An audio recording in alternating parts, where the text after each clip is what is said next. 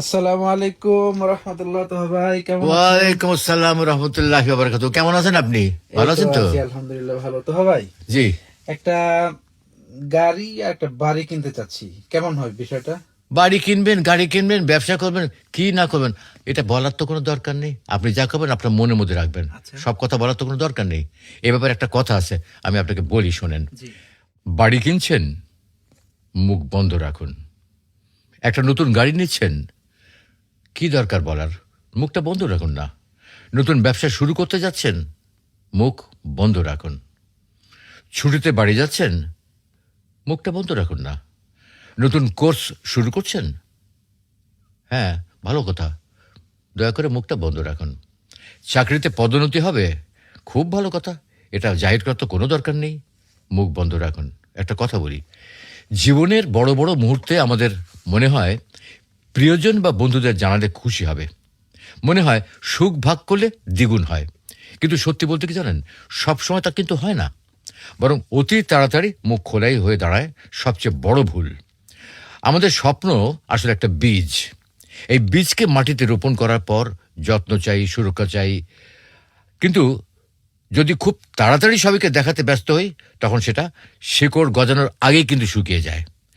বাস্তব অভিজ্ঞতা বলে, যত বেশি স্বপ্ন শেয়ার করবেন, তত বেশি হিংসা, ঈর্ষা আর বদনজরের চোখ আপনার দিকে পড়বে। আর এটাই অনেক সময় আপনার সাফল্যের পথে অদৃশ্য দেয়াল হয়ে দাঁড়ায়। আমরা যাদের বন্ধু বলে বিশ্বাস করি, তাদের সবাই আন্তরিক নয় কিন্তু। কেউ চায় আপনি ভালো থাকুন, কিন্তু কখনোই তাদের চেয়ে কিন্তু ভালো না। তাই তারা হাসি মুখে অভিনন্দন জানালেও মনে মনে কিন্তু আপনার ব্যর্থতা কামনা করতে পারে। এটা তিক্ত হলেও কিন্তু সত্যি কথা। আমরা ভাবি কি জানেন, অন্তত পরিবার তো আমাদের সবচেয়ে নিরাপদ জায়গা, তাই না? কিন্তু বাস্তবতা হলো, পরিবারের ভেতরেও সূক্ষ্ম হিংসা থাকতে পারে। ভাই বোন আত্মীয় কেউ কেউ চাইতে পারে যে আপনি তাদের ছাড়িয়ে না যান। এই গোপন প্রতিযোগিতা অনেক সময় আপনার আনন্দকে নিঃশব্দে বিষিয়ে দিতে পারে। অনেকে বলে বদল শুধু কুসংস্কার, কিন্তু অভিজ্ঞতা বলে অন্য কথা। মানুষ যখন আপনার উন্নতি দেখে ঈর্ষায় পড়ে, তখন সেই নেতিবাচক এনার্জি আপনার জীবনে প্রভাব ফেলতে পারে। সনাতন হিন্দু ধর্ম, ইসলাম ধর্ম ও অন্য প্রায় সব ধর্মেই বদনজরের উল্লেখ আছে। অর্থাৎ এটা কোনো কাল্পনিক ভয় নয়, নীরবতা দুর্বলতা নয়, বরং শক্তি। চুপ থাকা মানে ভেতরে ভেতরে প্রস্তুত হওয়া।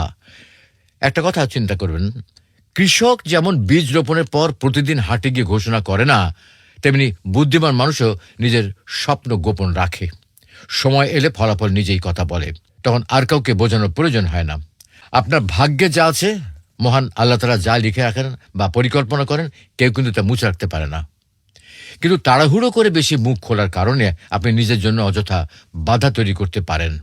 তাই বিশ্বাস রাখুন, ধৈর্য ধরুন, পরিশ্রম করুন এবং যতটা সম্ভব মুখটাকে বন্ধ রাখুন।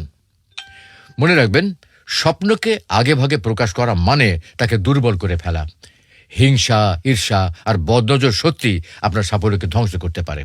তাই যখনই জীবন আপনাকে কোনো বড় সুখবর দেবে, নতুন বাড়ি, গাড়ি, বিয়ে বা পদোন্নতি, তখন আনন্দে চিৎকার না করে নীরবে উপভোগ করুন। সময় এলে আপনার সাফল্যই পুরো পৃথিবীকে জানিয়ে দেবে আপনি কি করেছেন। খুব সুন্দর কথা। আসলে আমরা ইদানিং ইদানিং না প্রায় আমরা অনেকেই এই যে এইগুলা বলতে ব্যস্ত হয়ে যায় যে আমি এই করতেছি সেই করতেছি, একটু নিজেকে বড় করার জন্য, নিজেকে একটু জাহির করার জন্য এটা আমরা করে থাকি। আসলে এগুলো ঠিক না, এটা আমরা মোটেই বুঝতে পারলাম। না, এটা মোটেই ঠিক না। আমি আজকে যে পরিকল্পনাটা করছি, ধরুন আমি আজকে যে পরিকল্পনাটা করছি, হয়তো অমুক দিন অমুক জায়গায় যাবো, তমুক জায়গায় যাবো, আমি বলে জাহির করে দেখা গেল কেমন যাওয়া হলো না। হ্যাঁ। হ্যাঁ, এটা হয়তো আল্লাহ তাআলা কবুল হয়তো নাও করতে পারেন। সুতরাং এগুলো বলা ঠিক না। দয়া করে মুখটা বন্ধ রাখুন।